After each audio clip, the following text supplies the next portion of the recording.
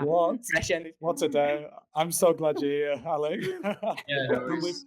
Can't believe we made this happen. All right. A few technical Okay. difficulties in the background, but we're ready to rock. So yeah, Alec, welcome to the What Does Your Mum Think podcast. Thank you so much for your patience. No worries. Thanks for having me. We'll get cracking. So as like we usually do, in the kind of way we kind of like get into things and start the flow, is taking it back right to the beginning. You know, what was the catalyst to get to the start, to get to where you are now? So when did you first touch paper? Was you drawing typography as a kid, or drawing illustrations and stuff like that? What was the kind of setup, so to say? Yeah, probably same as like a lot of people, just kind of always been interested in kind of art and drawing from a young age. Lego and, you know, stuff like that. Playing The Sims. Yeah. Kind of those early like creative juices. Yeah. And then just pretty much got straight into art as soon as I got to school. Quite good at like technical drawing, less good at kind of like big expressive stuff. And then throughout kind of school, yeah, kind of just was always wanted to do the kind of technical drawing stuff. And Yeah. teachers were always trying to make me, you know, do bigger pieces and splash color around. And then I kind of discovered graphic design, which kind of, you know, really kind of hit the spot for me. Just as I was kind of about to go to college, so I went to foundation course in Hull College, where we you know, tried lots of different specialties, and graphic design was like, and then basically I kind of realized it was like perfect for my kind of interests. Yeah. And then that led me to Northumbria University, where I did graphic design. Yeah, was it the course led there on like kind of like smart in the mind ideas and stuff like that? And did you have the opportunity there to start playing with the types too, your lettering stuff as well there too? Yeah, a bit. I didn't actually get into lettering and typography until a couple of years into my job. So I was always a bit into type, as any kind of graphic designer is. But that course was very much about like ideas and conceptual thinking, and it touched on type, which was good. But it was always about the ideas. Yeah, a little bit, which helped get a job when we came to London. Yeah, solid. Like, again, me and Michael are a sucker for it. Do you know what I mean? A shape within a shape, and all that kind of stuff. You know. So from that, and like from Northumbria, what were the highlights through that? Do you know what I mean? Projects that you worked on and stuff.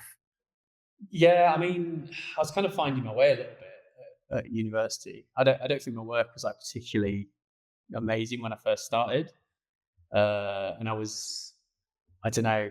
I was quite shy when I started university and didn't really kind of get out there until like second and third year. And I think I did this logo that was for a museum called Bunker 13, and the logo was just like a B, but with a kind of notch in the top, so it also kind of made a 13.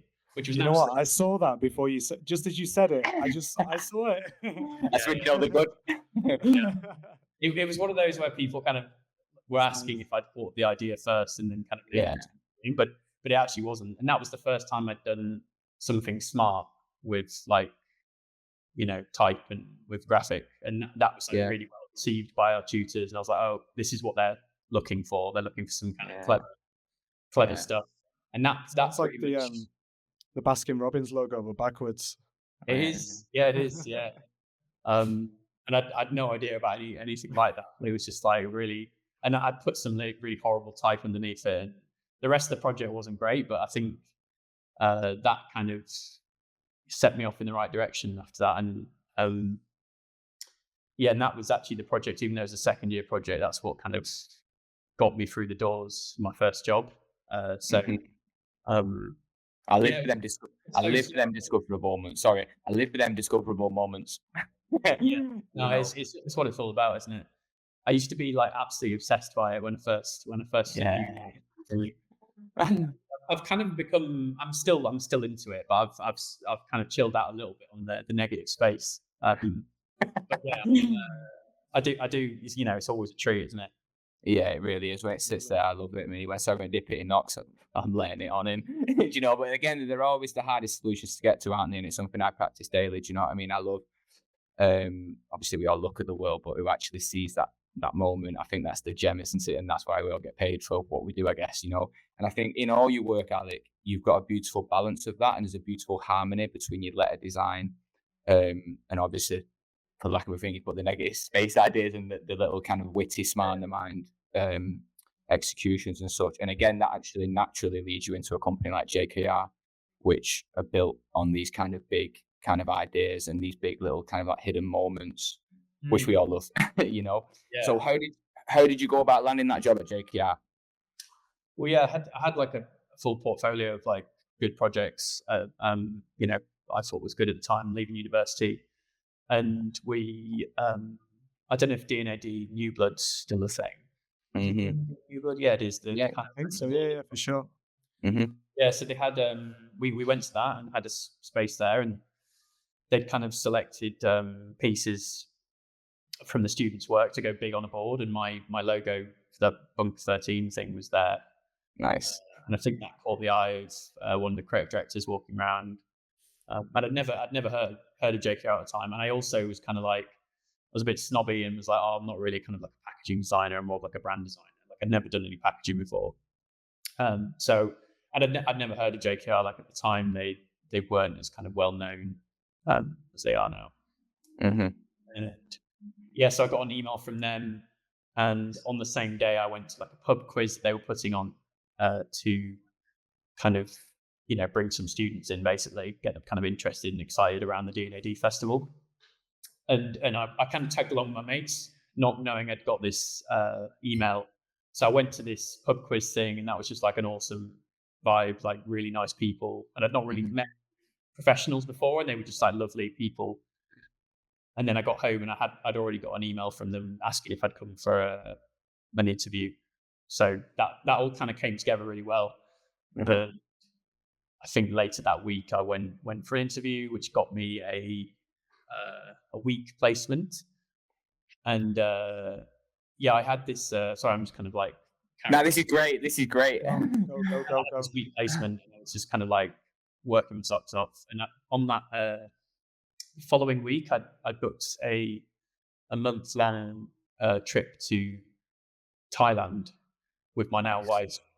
We were kind of going traveling, and I'd not really thought about like leaving time for placement. So I had like 1 week to do this placement. So I kind of gave everything, and at the end of that week placement, I was like, "Please, can I have a job?" And they just said no, basically. It's like you've only been here for a week. We're not giving you a job based on that. And I hadn't like absolutely nailed the project I was on. It was okay. So they were like, "Can you come back for another week?" And I was like, "No, I've got this Thailand trip." And that weekend, I had to go back up to Newcastle to pack all of my stuff into boxes, my uni house, and graduate that same weekend. So what I ended up doing was going to Newcastle, packing up all of that stuff, coming back down to London, doing 2 more days of placement. That's all I had time for before my flight on Wednesday. And so I really just squeezed it in. And on the Tuesday, they offered me a job because they were so impressed that I'd gone all the way to the top of the country, then back. I hadn't even done any extra kind of great work. I just kind of showed that I cared. Respect the hustle. Yeah, exactly. And it was honestly such a ball ache to kind of fit all of that into like one weekend, and then come back down and bring all my gear with me to do a placement for 2 days before I was backpacking. It was nuts, but yeah, they were just like super impressed by that. So that's crazy, Alec, because our background. So we went to UCLan, which is University of Central Lancashire. It's in Preston. It's in quite a depressing part of the UK, where I'm actually from. I should have shit talked Preston. Sorry, guys. But they teach. It's an ideas based course, and Andy Bainbridge, God bless him soul, he's a fantastic teacher, and they've got a really good course there. And one thing that they do really well is they have I sound like I'm bad mouthing Preston, but at the same time I'm selling the course now. Go there, it's amazing. They do a sandwich course, and what I mean by sandwich course is they put a placement year. What is it in between second and third, isn't it? Yeah. And I think for us, yeah, it is really invaluable. I didn't know much about different design agencies at the time or where I wanted to go, but it gave us, both me and Christian, an opportunity to, we both moved down to London. We got to go to small agencies, big agencies, medium-sized agencies, packaging agency, branding agencies, and we got that year's experience where we could, I guess, learn before we got into the professional world. So I always find it very interesting, hearing from somebody like yourself who's been spotted in that capacity as somewhere like New Blood, and it's like into placement and then like straight into work. What was that journey like for you? Like you said, you didn't know JKR at the time, but did you have other design agencies on your radar? Did you have places that you really wanted to go? What was your sort of full picture of the I guess like the landslide of agencies at that time? Yeah, it was.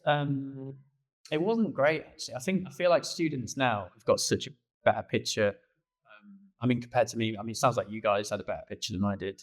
I think being up as far as Newcastle as well, you feel very far away from everything. So basically any agency that would come up to Newcastle to give a talk at our uni, we'd all just like fall in love with. So I think Design Bridge came up and did a talk, and Elmwood and Patrick, who aren't going anymore, I don't think, are they? No. A couple more, but we basically just all applied to those 3 or 4 places. And then it wasn't until really we came down to do the 4 Designers Conference. I don't know if you remember that or know about that, but that had a bunch of No, I don't know about it. talking. We picked up a few more there, and then in the New Blood, we were just kind of getting business cards off people, and that was kind of where we were really like learning about all the different agencies that were out there. But I remember being much more interested in like Landor and the big kind of like branding agencies. I think it was the Partners as well at the time. JKR wasn't really on my radar because as I said, I never did packaging before at university, and I'd kind of like snobbishly said that I was a brand designer, even though I actually absolutely love designing packaging now. I got lucky with I worked hard at university and I got a good job at JKR, but I didn't really know what I had until I got there. Yeah. Yeah, nice. Do you remember the first bit of packaging you worked on? And can you say? I think it was something really unglamorous, like some McVitie's biscuits or something. It was like some kind of, shortbread biscuit that isn't even like one of the main ones. I was absolutely buzzing when it came out. And obviously, with packaging, you see your stuff on the shelf, and that is like pretty awesome feeling the first time that happens. Yeah, love it when my mum can pick it up. Yeah, exactly. Yeah, and then your family can understand what your job is when that happens. Yeah. And then go on, Michael. Shoot. I was just going to say, on that journey then at JKR, you'd started to do some lettering, and we'll get to some of the work soon. Is finding this balance of like, am I a designer or a lettering artist? And I could feel that on your new website as well, that we'll get to. Obviously, I love that switch on the button where it's like designer, lettering artist. And is that like a decision that you've been fighting yourself with? That's the feeling I get potentially from that button, where now you've found the synergy of both. Yeah, that's a good question. I think yes and no, basically, with the fighting with it thing. So I was always like just a graphic designer, packaging designer for ages, and then just got more and more into type when I was a junior and a middleweight at JKR. And there's some really good like Ian Ritchie, one of the founders. He's amazing at type, and there's a few of like really good typographers there. So I was kind of learning a lot just by osmosis, basically. And you could have critiques with these guys, and we'd like design our own typefaces and things, and get some really good feedback. So type became like more and more of a thing in my life, like probably like halfway through my 6-7 years at JKR. And around that time, I set up my Instagram account.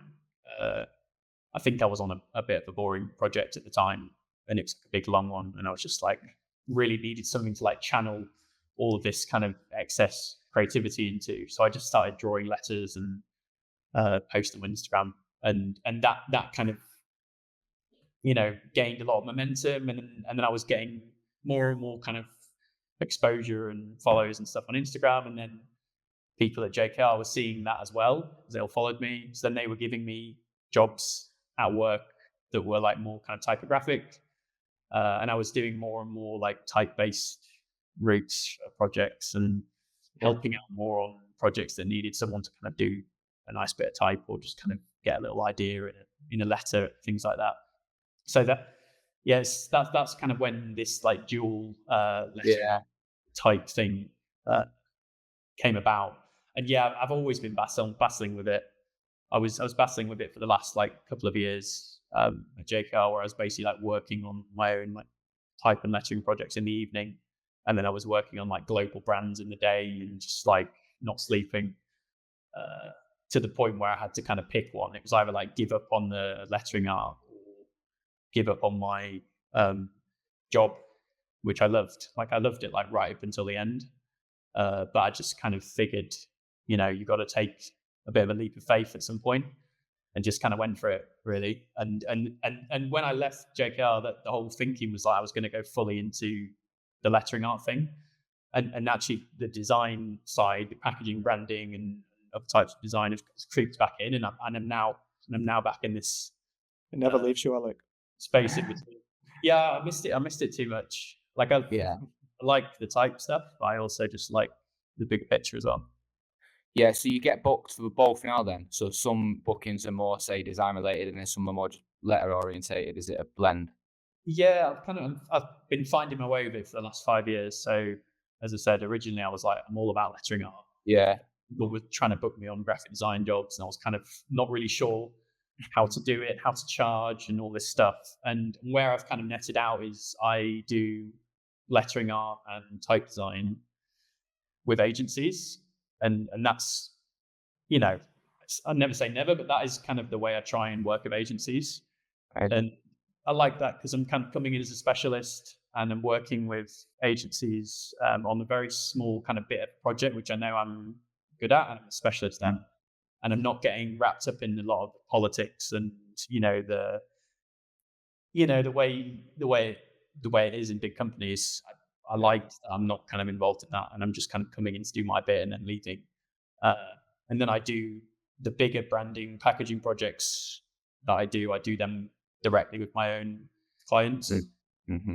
Kind of like somewhere in between a freelancer and a studio of one, I guess. But I love the grey area. I really thrive on the grey area between like no one really knowing what I do.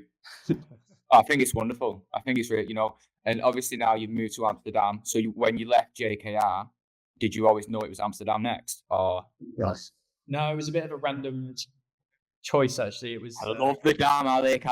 Me and Michael. We went, didn't we, last year for a little excursion? I'm obsessed. Yes, it's an awesome city. Yeah. Again, we kind of landed on our feet a bit. Because we didn't really, we knew we loved it here, but like we didn't realize how good it would be to like live here versus when you come and visit, you stay in the middle and it's pretty hectic and it's good fun. But when you live here, you're on the outskirts and it's just like a beautiful, relaxed, tranquil city. It's really cool. So where you sat now, Alec? It looks amazing. It does look very nice. Oh, this is it's like a little co-working space. So I don't know if you know the Amstel Canal, like the main big canal in the Amstel. It's just off the Amstel, so kind of like walk out the door and there's like 5 steps and you'll be in the water. Have you been in the water? Do you cycle everywhere? Do you cycle there? Yeah, we cycle every day. Yeah. Have you been close to being in a canal yet? Not on my bike, no. We swim in the summer though. Oh, nice! I remember seeing that thing on my Instagram a while back where someone was skating on the ice and it fell through. I remember that a while back. In the boxes, it's a cool city. But like I said, we just kind of we didn't realize how great it'd be until we got here. And like, great, we chose the right place because we're also thinking of like Barcelona, Berlin, other kind of big cool cities with a good scene. But yeah, it's funny. Like it was always a bit of a kind of leap of faith to like quit my job and go freelance. And that was at the same time with moving to Amsterdam. So it was like, leave my job, leave all my mates, change countries. And then we got here like January 2020, like just before the lockdown happened, and it was just like nuts. It was just like didn't realize what a kind of life change it was going to be, and then it just all kind of came like one big wave. It was crazy, but worked out for the best. Yeah, amazing. How long have you been there in total? Sorry, did you say now? 5 years. Yeah. 5 years. Yeah, come out. It's 5 years now. Yeah, it's a cool place. Yeah. Nice. All right. So thank you so much. Like, do you know what I mean? And stuff like that. So yeah, as Michael has just pulled up. Before we delve in, and we picked a few of our favourites, but everything's great. You know, we could literally speak for every one of them. But is there anything you'd like to speak about specifically, Alec? And take us through? I mean, I'm happy to chat about something that you want to chat about, but Lovely. There's a few projects I can chat more about because there's more to them. Okay. Great. Yeah, I guess should we start with the meat tomato? Yeah, start with that. Yeah. Yeah. Just before we dive into that as well, Alec, like this is quite a fresh website, and I'd love to know a little bit more about building this. I love the playfulness of this little tab up here as well. Like it's just a nice little Easter egg. Yeah, it's cool, isn't it? Yeah, I mean, I've been on the Squarespace website for ages, and I've always kind of really wanted to just build my own, work with someone to build one that's like totally bespoke. And I thought 5 years in, I'd treat myself. So I worked with a mate of mine who heads up a studio called NoCo, and he's like one of these kind of creative coders who kind of spans both worlds. And basically gave him the brief of like, I'm a designer and a lettering artist. Both are kind of the strength of the other. So I'm a designer who can do lettering well, and I'm a lettering artist who understands how brands work. And this is very much about me finally embracing the fact that I'm these two things, and wanting the site to have these two sides. So his idea was to start with a big kind of slider, and just make it really playful, make people choose which way they want to go. Yeah, it's really nice as well. I love how like when you get into it as well. I like how you've knocked all these back. It's a very like classic design thing, isn't it? To put a logo into black and white, but obviously in your brand color. It's really nice to play with. This whole site, super fun and interactive. It's lovely. Yeah, he's amazing. Simon at NoCo, he's just like a genius with like all these things, like the little kind of tactile animations, and the way it just moves and feels is always just so nice. And it's super like lightweight as well. Like this takes up like hardly any juice to kind of make it run, honestly. Yeah, nice. Yeah, it's amazing. Okay, then without further ado, let's dive into the mean tomato. Dying to just jump into some work, Alec. I heard you back on. Job this. Is it what's Brand New's podcast? She was on there quite a while ago, and you spoke through this. This was actually the first time I got an introduction to you. But yeah, like amazing. I get to sit through it again in person. Is that where you heard of me on that? It was, yeah, it was. Cool. Yeah. No, I never know if anyone listens to those things or not, but brand new one. It was cool. Yeah, this project is a couple of years old now, but it is just a really good one to talk about. It's just like an amazing opportunity. Like I got a call and someone saying we're a big delivery company in the US. It's GoPuff, and we want to bring out a new pizza offering, and we just wanted to be cool as fuck. Basically, that's what they said. That was the brief.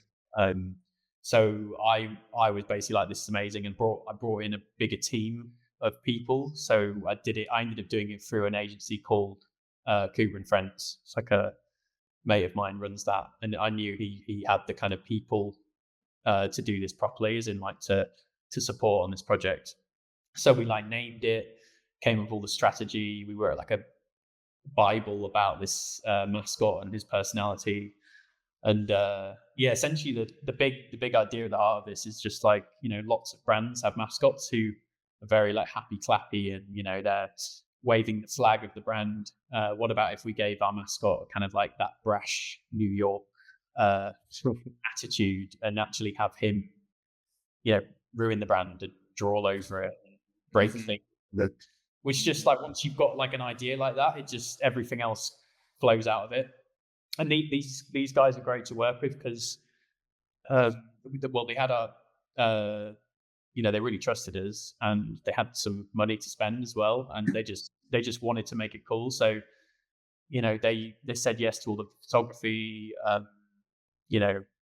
all pretty much all the kind of quite creative ideas that we had for like packaging and all of the stuff. So they were just great to work with, and it ended up being like working with Dan Woodger, like amazing illustrator. Me and my mate at Polytype collaborated on the typeface. I flew out to New York and did all this photography. Nice. With David Luciano, who's a great photographer. So yeah, it was just wicked.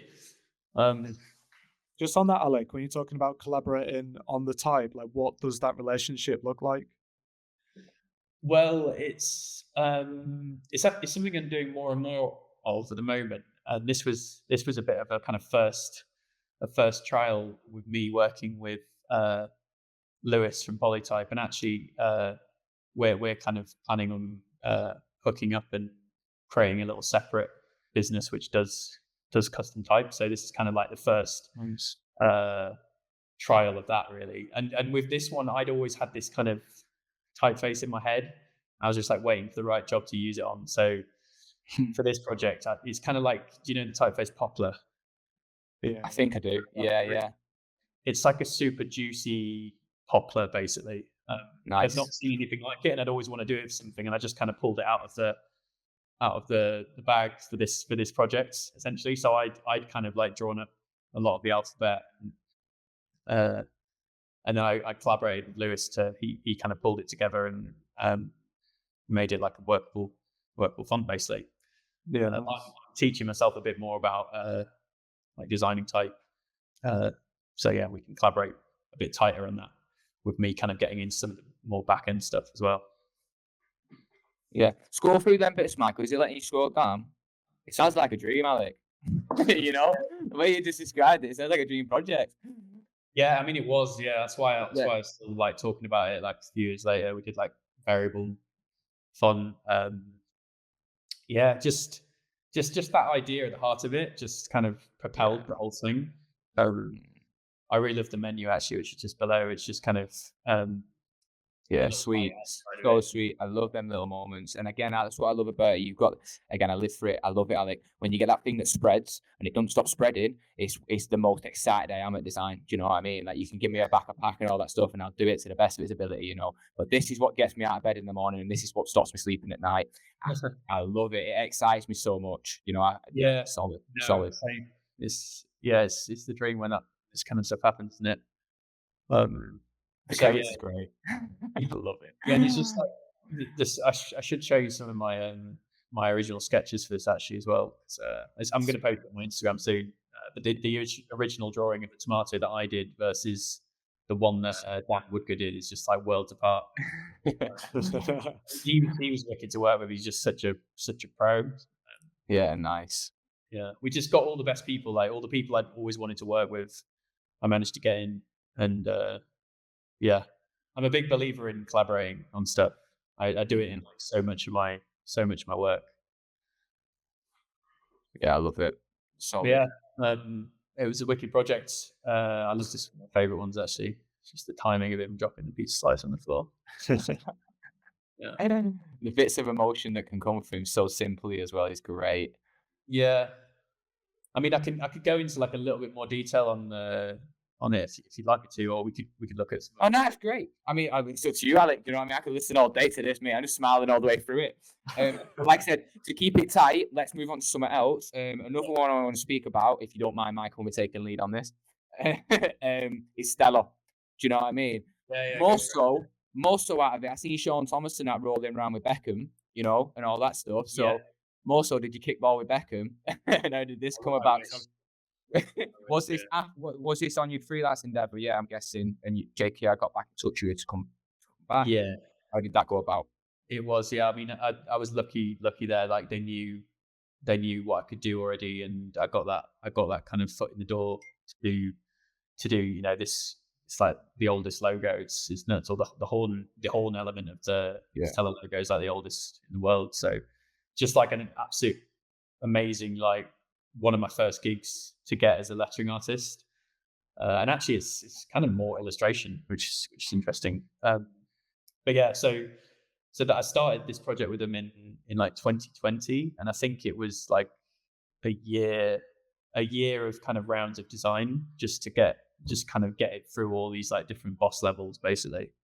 Because these big companies have got so many like bosses, and yeah, I mean, I was kind of just amazed that it got through all of that relatively untouched. Like it was one of those that only got better at every stage. And yeah, it was. Sorry, go on. No, I was just going to say to Michael, scroll through. Please carry on, Alec. I didn't mean to interrupt. All right, no, yeah. Here's kind of showing. I mean, yeah, actually how I drew it. What I did do is draw it over the course of a year, and I drew it over and over and over and over again, just to kind of get all of those little details perfect and get all of the balance right. The main thing you can see here is like the filigree at the side didn't used to have any white in it, so it's just like black and gold and red. So one of the things we did was like bring in this like white highlight, which just freshened the whole thing up. And actually the light source of the logo as well comes from the star, which is quite a nice touch. So the positioning of all the highlights is based on that. I live for it, Alec. I live for that narrative. Telling me, I love it. I've got an interesting take on this, because I am definitely not an illustrator. Do you know what I mean? I love ideas, I live for ideas, obviously. But when drawing stuff like this, and especially with your kind of approaches to other bits where you get shapes and shapes and the negative space ideas, how do you not look at the negative shapes when you're drawing that horn and like start seeing things? Do you know what I mean? And like get away from that, you know? What? Like try and not put stuff in it. Yeah, not even naturally. Do you know what I mean? Just seeing things. I was doing a little icon for something yesterday, and it was for a beard. Yeah, we're not getting into the project. Yeah. And I straight away see like a milk carton thing. Do you know what I'm saying? So I constantly said to Michael, when I look at the word, I look at the negative in the most positive way possible. Yeah. Well, I mean, you have to do that still with, even if you're not hiding something in there. But yeah, pretty much all of the shapes had to look nice. That's what I was challenging myself to do with this. I didn't want there to be a single little bit where I'd like look at it a year later and be like, I wish I'd done that differently. So I put in so many hours like drawing these forms and drawing it over and over and over and over again. It's really elegant, and you're right, it is so fresh, isn't it? Just adding those white highlights. And we were looking a little bit at the history of this as well, Alec, and like you said, that star and that horn at the top, like it's been there for a very long time, and getting to touch a design like that, something that's been around for bloody, I can't even count how many hundreds of years. That's incredible, and you've really done it justice. Yeah, thanks. No, it was a real honor, and it's just like great. It's great from a business point of view as well, just to have done such a big brand like early doors, trying to make a name for myself as a lettering artist. It does really help to have some big names. That pan's naughty, in it. Yeah, I mean, that was the other thing. Like I didn't do any of the packaging, but like it was just like such a bonus that like JKR did an absolute amazing job on like stuff like this. Because sometimes as a lettering artist, you do the logo and then it's like it's gone and you don't have any control of how it's rolled out and designed. But JKR always do an absolute. I think this uplift is amazing, Alec, because the way that Stella was perceived years ago is in a completely different light now, isn't it? And I feel like this sort of gold rim that you see on the can now, and like, what do you call this glass again? Chalice. Chalice. Yeah. There you go, a chalice. Just the way that it's been premiumized, and it's incredible. Like what a bit of branding can do. The shoot was lovely as well, weren't it? And it made it into the bear as well, didn't it? That shot in the bear at the end of the scene on the finger in the Chicago. that was incredible. I mean, JKR, like they've got so much solid shoot. This whole project, they've absolutely nailed it. Like they nailed the custom typeface, they nailed the photography, like everything. So it was just wicked to play a part in it, to do the crafting. Amazing, solid work. Where do you want to go next, Michael? I'll let you pick. Well, we have actually got another one on our list, and we're going to jump from design to lettering now. So let's go to. Quite interesting. We could talk from all. Where is I it? literally, it was Yeah, I hard to know, pick. that's the problem. Which I one do love we the want? Glacier Let's do- moments, John as well. The Oh, we typeface, want innit? the Nixon kicks one. Yeah. We can do Nixon kicks, or we can do the nifty typeface. Yeah, where's the nifty typeface? Where's it gone? Oh, that's actually on the design side. This was my Oh, this God. is my debate whether or not type design should be on design or lettering, and I ended up being I put it on design, so maybe that's confusing, but Yeah, you're throwing me off there, Alec. Not gonna lie. Maybe Everything's been so I've seen tight, it. Alec. Everything's been so tight. Everything's been so tight. Amazing. Yeah, Come on, let's talk through this. this is like a wicked thing because I'd already designed this font. Basically, I'd done some little doodles. I think probably around this time last year. I'm trying to remember. No, a couple of years ago. I'd drawn this typeface out, and then just got a really experimental, playful thing that I just kind of popped out of my head one day, and I just didn't know what to do with it. I knew there was something special about it. Like I'd not seen a font like this before, and it just did a few things that I'd not seen done before in type design. Like so. There's no negative space. It's just everything's made out of positive space. But then it's all actually everything's negative space. So it really kind of like messes with your head a bit. Yeah. Questions like, poses these questions about, what is what basically. Mm-hmm. And also like the heavier it gets, the lighter it gets. There's loads of like weird contradictions. So I was like, I really want to do something proper with this. I don't just want to like, do a crap version of it myself. And so it just like sat on my desktop for ages, and then I got a message from F37, saying Rick at F37 asking if I wanted to be part of this F37X thing where they're collaborating with graphic designers to do typefaces. And I'd previously connected with him because I'd seen him at off festival, and I'd sent him a message, and we'd had a chat saying one day we should collaborate on something. So this opportunity came up, and I was like, yeah, I would like to work with you on something. What do you think of this? And just sent him like the full alphabet of this thing, and he was like, yeah. So then it just kind of happened, and I got to work with one of the F37's type designers to really kind of flesh it out and do all these different weights of it. He kind of looked at had this little sketch of how the italics could work, having them loop up, and I was like, this is going to be too nuts. Like this isn't going to be possible.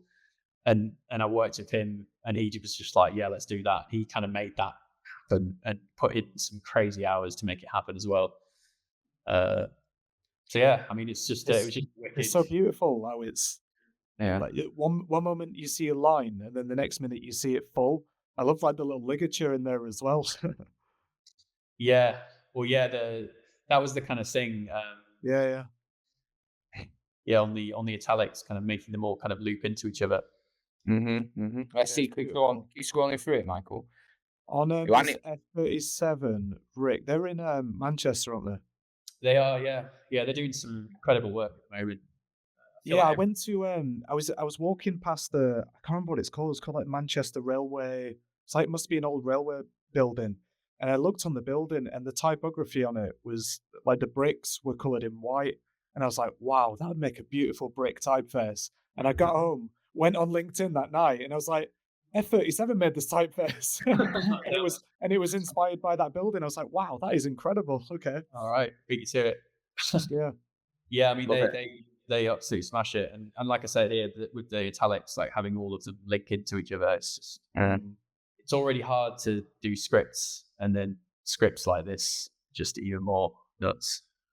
Yeah, it's satisfying. Yeah. No, it was an awesome project, and I've been getting more and more into type design, like I said, and this was just a great opportunity to work with like a foundry that's already smashing it, and I just learned so much from that process. I'm actually doing another one with them at the moment. Nice. So, but Asterix is nice, isn't it? Yeah, it's a tough one. you'd think that'd be one of the easier ones, but that took ages because it just kept looking like a flower or like This board is like every one of them could be a logo. yeah. Yeah. I know, it's a very graphic designer typeface. So Yeah. you know, Have you seen it used? Sorry, have you seen it used anywhere? I haven't yet. No. Yeah, I'm not sure. I'm not sure how many people are using it. I feel like I just want one brand to use it for something really cool, like a spaghetti brand or something. That'd be mint. Yeah, you took the words out of my mouth. I was kind of thing there. That'd be great when that's happened. I think it's probably one of those. What it is to me is it's like a passion project that really shows what I can do with type design and that I can think differently about type. So that was the reason to do it and to work with F37. And if anyone uses it, that'd be ace. Yeah, amazing. And it won a pencil there. I can see a d&ad graphite pencil, which is great. Congratulations. Yeah, thanks. That was ace. Yeah, I'd won a few pencils before and things, and a few of them with JKR. So like this was just like very, very rewarding to have something that had just come from my head alone and then just get awarded for that. That was great. Really that's the feeling right there. Me and Michael are working towards that feeling right there, Alec. Was that your first one that you got on your own endeavor? Yeah, that's the first one you got on your own back, obviously with a collaboration and stuff. It's not actually. I got one for Nicks and Kicks as well. That's a lovely segue. You podcasted before. Let's pull that on, Michael. This is a lovely job, lovely mark. How did this come about? This was actually my first lettering project, which is like a pretty good one to have as your first one. Gosh. I basically just it was actually through working with Kuba and Friends. So it was my first job working with them. They'd heard of me through someone from JKR. Again, it's just like classic kind of connections through JKR really. And they had this logo and it was like a really tough brief because the client was like, it needs to look like our current logo. And like, it can't not look like our current logo is doing really well, but it needs to be really distinctive and it needs to be really memorable. So I was like, what? It's like, how can we do that? Not change your logo, but then make it like way better. Just make it pop, Alec. Yeah, strategy. So yeah, and the strategy was all about curiousness as well. So I was like, there's got to be some kind of cool negative space thing. So I was trying to like put things in negative space everywhere, like in all the letters. You know, it's a drink that has like chili. It uses cayenne pepper instead of sugar. It's actually a really nice drink. Just try it if you haven't. So you had to be pretty curious minded to buy a drink like that. So I was like, negative space, got to be something. And then obviously had a look at ampersands and just kind of blew it up and forced it in there, and it just works. I think that's the beautiful thing about it, though. It feels like it shouldn't be there, but it harmoniously just sits in it. You know, I can't even imagine what your sketchbook looked like drawing all. Because it's the blend of the positive and the negatives again, a bit like the typeface and the typeface in it as well. The way it kind of intertwines and flows. Yeah, it's weirdly not. It's actually not negative spaces. It's just positive space, isn't it? But it's. I love that about it. It's like it just feels like totally different to anything else. Really, it's not really in a kind of come. Yeah, I love it. Scroll down, Michael. Let me see the rest of the bits. And I love the little again. Never miss a trick, do you, Alec? The little chili in the hand that's coming in a second. It kills me. Oh yeah, if you click to there's see the. Well, you can do it that way. There's a button just there. Oh, here we go. Nice. Yeah, so this one sits in both. This is the dilemma with this startup website. There's a couple of projects that I don't want people it's good testing. I've kind of chucked them in both. This is lovely. Yeah, very nice. I love stuff like that. Yeah, it's I didn't actually do the canned packaging. Someone else worked on that, but I did the illustration in the box. And it was honestly, I spent like about a day on this project. It was like really, I was just in and out. One of my like lowest paid projects that I've done, just like nothing compared to some of the bigger projects I've worked on as far as like time goes. But it's kind of paid back tenfold from just like getting me work. And people love to rip off the logo and use it on, pretend they did it on these like AI logo maker websites. It's like always the advert for like logo maker generator things. That's mad, isn't it? How did you feel about that?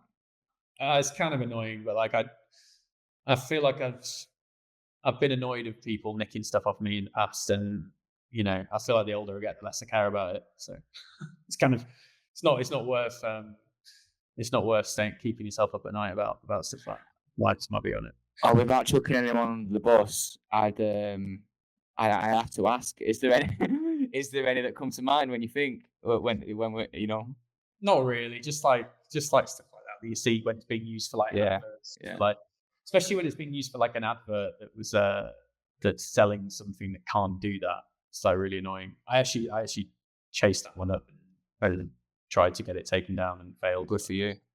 Oh, still good for you for the sweet. Yeah. Shall we land on one more? Have you got time for one more, Alec? Is that okay? Yeah, I can do if you want. Yeah, if you got. I mean, yeah, we've got one, but I was wondering, is there something that we've not landed on yet that you feel there's a story in that you want to tell? That's a good question. What's the one that you wanted? I'm interested in what you're picking out. What's the one you was interested in the Burger King meltdown situation? Yeah. That was a. Let's chat about that. That's a good one to chat about. Yeah, I did that one at JKR. So I was one of the lead designers on this project, and it happened in 2019 or 2018 when I was still there. But I really kind of like focused in on the lettering. So this is one of these projects I was talking about earlier, where I was like maybe picked to work on it because it was like I was going to do a good job with the logo. This is one of my favorite logo types I've ever done, because and I don't think maybe it's just people don't really talk about it. So it's nice that you want to talk about it. I feel like it never really got the attention that I'd hoped it would, but yeah, it was just like a wicked chance to do something smart with negative space. So like just the drips kind of making the negative space down. Yeah.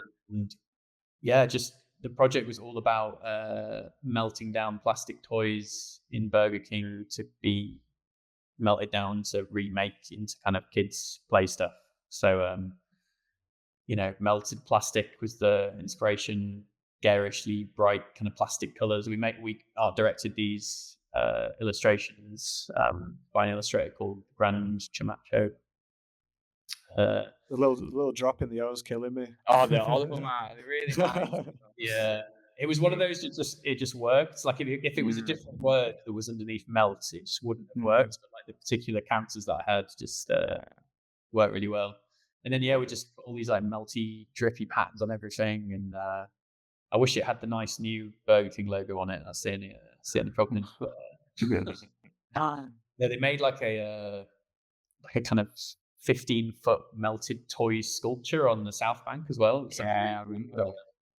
It was a really cool project to be involved with. Yeah, and yeah, great to have a big name under my belt for like a lettering piece as well. And JKR have always been really good about letting me kind of share work I've done with them. So yeah, got a fan. Yeah, nice.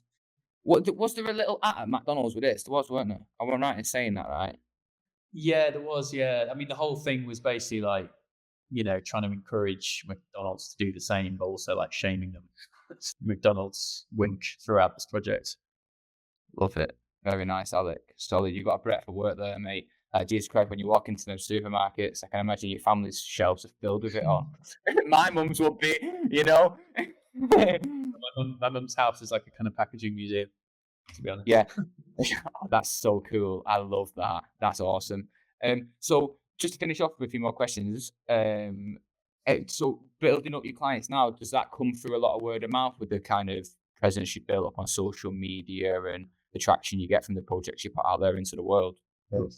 Yeah, it does. Yeah, pretty much totally from word of mouth and finding me on Instagram. And yeah, it's one of these things that kind of gains momentum. And I think one of the advantages is kind of going into agencies as a lettering artist is you get to touch lots of different projects, lots of different teams, lots of different people. Because my jobs might last for like 2 days or like 3 days, and I'm kind of like in and out. So I can work with like between 20 and 30 agencies in a year, and they're if those projects go well, they're going to talk to people about me, and it really kind of goes even faster like that when you're doing something specialist, I think, versus just regular freelance. You might be doing like 2-week, 3-week bookings up to like 6-month bookings, so you get around a bit less. So yeah, it kind of self-perpetuates for me at the moment, which is great. Awesome. The growth on social media, did that come from just doing the experimentation of the lettering, or did you push for that? I've had ups and downs with social media. So like at first it was just like a kind of sandbox of like, this is where I'm going to put all my stuff that I do, and I don't care about likes and things like that. And I think I probably got to somewhere like 8,000 followers in like 3 years or something, of like posting stuff like that. And I got in at a good time where it wasn't a great time to get in, but it was still easier to get your work out there back then. And it was before like everyone had an Instagram account. It was early enough to catch a bit of that wave. And then I did 36 days of type when I moved here, and it was COVID and I had no work suddenly. I was like, I'm just going to throw everything into 36 days of type. And I probably got about 15,000 followers in that 30 days. So that just kind of blew up basically. And since then, like I've probably got double that amount of followers just through like slowly posting stuff. But I caught myself designing stuff in real life for what I thought would do well on Instagram, and that kind of scared me a little bit. I was like, oh, why am I not thinking about the brief? I'm thinking about what people might like to see as they're scrolling. And ever since then, I've been a bit more, I've used Instagram to share work that I've produced rather than design work for Instagram, which has been a bit of a revelation for me, because it kind of took away the pressure of feeling like I needed to create for Instagram itself. That's not to say I don't just enjoy kind of having a little mess around and chucking it on Instagram every now and then, but I'm in a privileged position where I'm getting lots of work in, and I don't really need to push too hard on Instagram at the moment. So I'm not just kind of using it as a space, like an extension of my portfolio, basically. Love how you caught that. Yeah, it's really, I seen a Rick Rubin quote the other day, and saying something, the best way to serve the audience is to ignore them. And I think that catches that quite well, that instead of two, it's quite sweet. Yeah. And I'd like to finish on, unless you've got any bills, Michael, excuse me. No, go ahead, Christian. Yes, sweet. What's the hit list? You've worked on a plethora of stuff. What's that one project that you've not worked on yet, what you'd love to work on? And I think that's a nice way to leave it there. Put that into the universe. Yeah, that's a really good question. I'd love to do some stuff for like a team, like a sports team. Nice. I'm just desperate to do like a logo for a sports team, basically. I don't know. I've always wanted to do something like that. I do a lot of kind of fast-moving consumer goods stuff, which is great. But I'd love to kind of stretch out and do like doing like a basketball team would be absolutely incredible. Yeah. Dude, listen, trust me, I'm out in NYC obviously at the minute, and I went watching the basketball not so long ago. I went watching the women, the New York Liberties, and I'm going watching the Nets next week with the Bulls.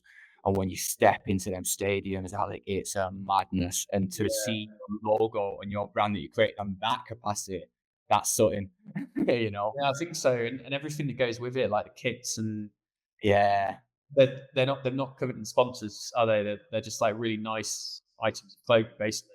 And I feel like they're under more and more pressure to just do really kind of cool stuff with their branding these days. Like I'm seeing some of the newer team logos are just like ace. There's been some mad stuff that's come out in recent years. Like looking back, it's been a few years ago now, but like the Juventus logo that came out and it was just the J. Like that, I felt that was such a game changer. And then Dixon Baxter did what did they do? AC Milan a few years ago. And it's fun for a designer like seeing hard briefs though, tricky briefs with the culture that's attached to it and stuff like that. I remember hearing stuff where logos have been changed. Well, there was a guy that went to our uni. Yeah, I remember that. Bless his soul. he did the Everton logo. Yeah, it This was. was Yeah. not recently because it's been done again recently. And Mark Derbyshire. Was it Mark Derbyshire? It rings Mark out. Derbyshire, yeah. I remember the And Everton logo. they've But I got a do love tower. Yeah. Yeah. Well, the tower that's on the logo, he made it quite short and stubby, but it was true to the actual tower that it resembles. And yeah, they didn't like it. Alec, they were sending him. This is a few years ago, so he was getting letters through the post, death threats. Jeez. Intense. I'm sure you'll be fine though, Alec. Yeah, you'll be Yeah. all right. Basketball's a bit different, you know. It's just where I live. Basketball is different, and I think the fans are different for basketball. It's funny enough, obviously, as you know, Alec, I've had a problem with my internet today. And the geezer that came before, right, he was from Brooklyn. So sick. Bouncing, I love the energy, you know what I mean? And like the colloquialisms that they use and stuff like that. And he's talking to me about that. And he mentioned about obviously everyone mentions soccer, football, you know, first thing they say to me, are you red? I'm from Manchester as well. So are you red or blue? I'm neither. I don't do football, you know? Yeah. But he's talking about I was like, what basketball team do you support out here? And he was like, both. I was like, what do you mean? It's like the Nets and is it Nets and the Knicks, right? The Knicks, I'm right saying that. It's like, I said, I'd never fly. Do you know what I mean? There's no way. So I think there's a bit of a less kind of like, cult following, so to say. That's a random way of saying. Yeah, you couldn't get away with that, could you? Nah, Is no there a way, specific man. sport? Sorry I to dive back in it. Yeah, think basketball would be. I think it's up there for me. I just think, the design for the NBA teams is awesome, and yeah, you do. I had forgotten about all the death threats side of the football teams. Oh yeah. Don't worry about that. Just That's definitely pretend it never happened. We put it out in the world now. It's going to happen, Alec, and I can't wait to see it. I can't wait to see it as well. I think we're good. Have you any bills? I don't want to keep you for too much longer. And again, apologies for the bit of the kerfuffles before we jumped on, but thank you so much for your time. Congratulations on all your successes, Alec, and I hope that I can work with you on a project at some point. I'd love to. Yeah, definitely. And we should grab a beer as well at some point. I feel like I've just been talking about myself for an hour, and it'd be good to. Well, that's what it's about. That's what you guys. Amazing. I'm more than happy to come to the dam. Yeah, totally works out. Yeah, we'll be there. We'll be there. I miss them. I miss them little European endeavors being this far away. You know what I mean? I feel like I took it for granted when I was there. So when I am back at some point, maybe I'll definitely be taking advantage. Some great tattoo arts there as well. Oh, really? Yeah, solid. Yeah, amazing, Alec. Thank you so much, and I hope to speak to you soon, mate. Yeah. Thanks for having us on. It's been a bit good fun. Nice one, mate. Nice one, Alec. Amazing. We have a tradition on the podcast where we get people to close. It depends if you're on a laptop or not. We get people to just close the lid. Okay, well, it's not going to work. I can't do that. My laptop's here. So, all right, just hit leave studio. I'll just put my thumb on the camera. Amazing. Appreciate it, Alec. Nice one, That's Alec. great. Thanks for your time. See you in a bit. Oh, that was great, bro. Again, the smile. I feel like every pod we do, bro, when it's like the work that we've really got, like the stuff that he shows us through is why we do what we do now, why we got to where we got to in it, I guess. And I'm just smiling away from us like such a bloody weirdo. All the way through. I feel the same. We're like, my cheeks are red. I'm just like, amazing, Alec. Thank you so much for your time. If you're continuing listening to this, you've not cut it off already, Alec. Amazing. Solid work. What can you say? Super inspiring. We did fuck up a little bit though. Today's been a bit of a mess on it, lad. And the bit that we did on the start. Yeah, let's do it now. Let's just the disclosure, like the full disclosure, bro. Do you know what I mean? Insane. Like, so full clarity for everyone. I was, I've had a madness with my my internet, so I've been trying to dial in bits and dial out of bits and stuff like that. And the geezer come and saw it, all that and stuff. Alec was very patient with us, but it's been quite stressful on it. Even at the start, it was a little bit rocky. Well, the whole thing was a bit all over the place, weren't it? Because like the internet situation, getting Alex straight on, like we used to have a little 5 minutes where we get to warm the cockles up, as you'd say.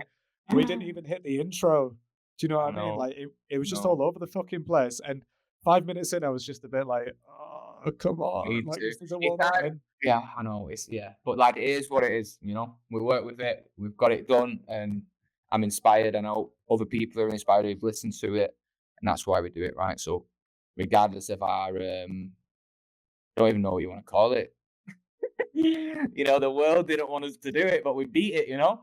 Stoicism. What? I don't know. I don't know. We pulled this out the bag today. Honestly, I'm Right. I'm quite impressed. If you're still listening, please like, share, subscribe, all that good stuff.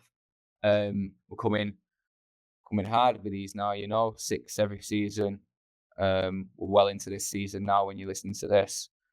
And we've got the next season recorded, ready for your heads ups. So again, we'd like to get a little bit more interaction with the people who are listening and watching. And if there's anyone you'd like us to get on here, if you'd like to come on here, if there's anything really, do you know what I mean? A bit of comments and stuff like that, or any questions you've got for us maybe and stuff. Don't know if you have any questions for us, but maybe at some point, eh? But I've got questions for you. I want to do one with you, lad. Let's do one with me, bro. Yeah. I want to know what New York's like really. I've not even told you, lad, you know? Tell us all. It's amazing. But thanks for listening, people. What does your mum think every time? Big love. Can I get a heart going on here? Yeah, that'd be nice. I don't know if it's... Yeah. Oh, you did it. Why don't mine do it?